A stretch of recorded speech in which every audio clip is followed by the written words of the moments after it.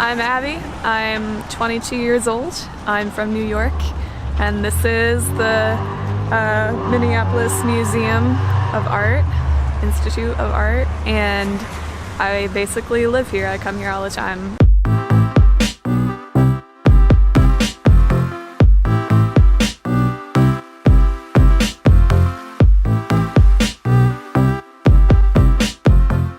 I grew up in New York.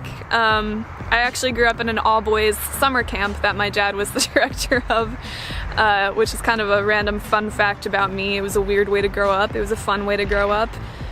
It was often a lonely way to grow up. I, didn't have that many friends in school. I was bullied pretty badly, especially in middle school.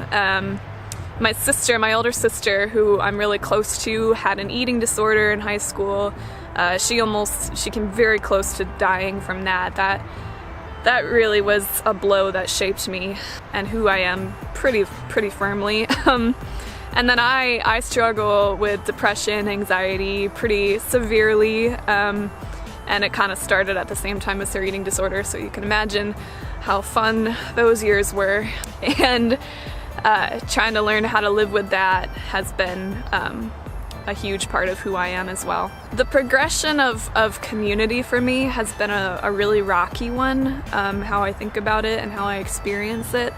I don't think I knew what community was or actually had community until I was 18 and I moved to Germany and I went to a school there. And the student body there came around me, and it was actually a really incredible community. I had never experienced something like that before in my life, and it changed me deeply. How I think about people and how I think about myself and how I think about God, all of that was changed by my first interaction with the love of God and the love of other people kind of coming together and being almost the same thing. And so I think that gave me confidence, it gave me joy, it helped me with depression, helped me with anxiety. And I think going from such a lonely, solitary life to understanding really profoundly what community is, it has shaped me into a really passionate person, into a person. I have a really big heart for wanting other people to experience that in some way. I think that's what we do. I mean, I think that's what the church does, and I think that's what I do, or what I'm supposed to do. Moving forward, I think the transition of going from a very solitary life at this all-boys camp to really interconnected, profound community. Being alone for so long was important. It was important for me. It helped me become really firm in who I am and my identity in God. It's profound when your only friend is God. That's a scary place to be. It's a wild place to be. And then the joy of experiencing that with other people is really, really incredible. And so I think what happened was I just have never lost this kind of like starry-eyed joy when I love people or when I feel loved by people.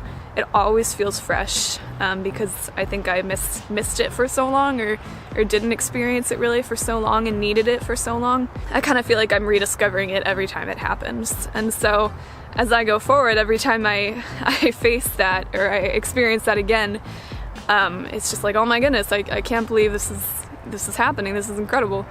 But it also means that during the lonely times, when there aren't that many people around me, I can remember, I want to say, kind of like my roots and like fall back into that place where it was just me and God and there's just no one else. And I don't like being there. It's really hard and it's really scary, especially after growing up that way. That was painful. But I think that when you get down to it, that's what you have to do.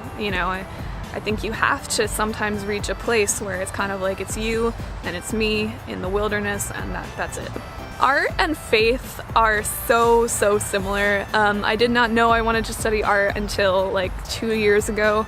I took an art history class and I walked out and I was like, I'm gonna give my life to this, and that's what I've done. And the MIA is the first place I experienced real love and understanding of art, which is why I come here so much. And I think that art is community. I think that art is a means of communication between people. There's nothing like the feeling when you see a piece of art and you just get it, just on a guttural level. You don't know why, you just get it. And even if you don't like feel that way, or if you don't really like art, that's fine, because within the art community there is this sense of, I want to say, belonging, and the way that you approach art making is different for everyone, but there are things that are the same. And actually, approaching art making takes a lot of faith, because most of the time when you go into making a piece, you do not know what you're actually going to create. You just know something's going to come out of it, and whether you love it or you hate it, it'll be there, and you just have to reckon with that. And I feel that way a lot. I think in my relationship with God, it's just like I'm moving forward, always, constantly, and I don't know what's going to come out of it, and I don't know how I'm going to feel about it, but it's going to be there, and I'll have to reckon with it either way. There's a squirrel! Oh! He's super fat! It's the fattest squirrel I've ever seen.